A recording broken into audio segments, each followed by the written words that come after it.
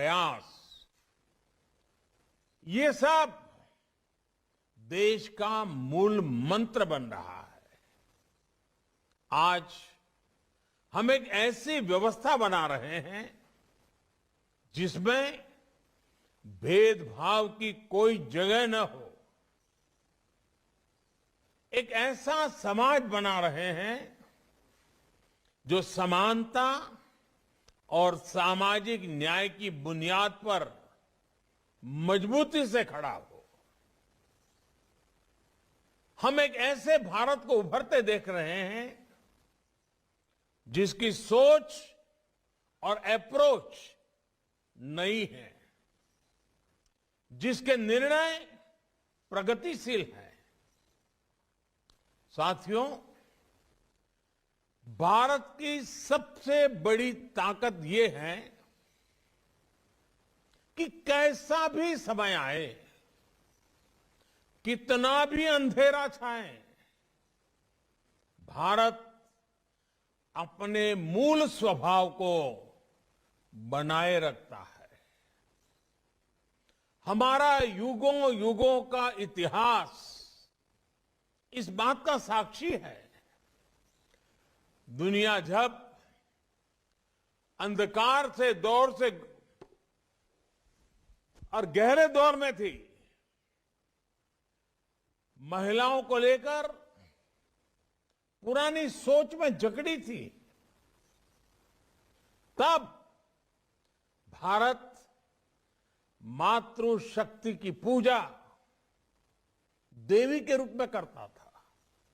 हमारे यहां गार्गी, मैत्रेयी, अनसुईया, अरुंधति और मदालसा जैसी विदुषियां समाज को ज्ञान देती थी। कठिनाइयों से भरे मध्यकाल में भी इस देश में पन्ना घाय और मीराबाई जैसी महान नारियां हुई।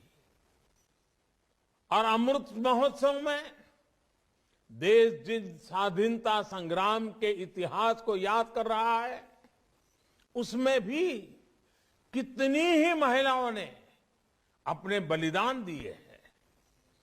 कित्तूर की रानी चेन्नम्मा, मतंगिनी हाजरा, रानी लक्ष्मीबाई, वीरांगना झलकारी बाई, वहां से लेकर सामाजिक क्षेत्र में अहल्याबाई होलकर, सावित्रीबाई फुले,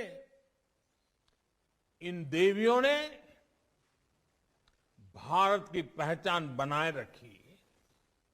आज देश लाखों स्वाधीनता सेनानियों के साथ आजादी की लड़ाई में नारी शक्ति के इस योगदान को याद कर रहा है और उनके सपनों को पूरा करने का प्रयास कर रहा है। और इसलिए आज सैनिक स्कूलों में पढ़ने वाले का बेटियों का सपना पूरा हो रहा है। अब देश की कोई भी बेटी राष्ट्र रक्षा के लिए सेना में जाकर महत्वपूर्ण जिम्मेदारियां उठा सकती है। महिलाओं का जीवन और कैरियर दोनों एक साथ चले, इसके लिए मातृ अवकाश को बढ़ाने जैसे फैसले भी किए गए हैं। देश के लोकतंत्र में भी महिलाओं की भागीदारी बढ़ रही है। 2019 के चुनाव में हमने देखा कि किस तरह पुरुषों से ज्यादा महिलाओं ने मतदान किया। आज देश की सरकार में बड़ी बड़ी जिम्मेदारियां महिला मंत्री संभाल रही है और सबसे ज्यादा गर्व की बात है कि अब समाज इस बदलाव का नेतृत्व खुद कर रहा है। हाल के आंकड़ों से पता चला है कि बेटी बचाओ बेटी पढ़ाओ अभियान, इसकी सफलता से वर्षों बाद देश में स्त्री पुरुष का अनुपात भी बेहतर हुआ है।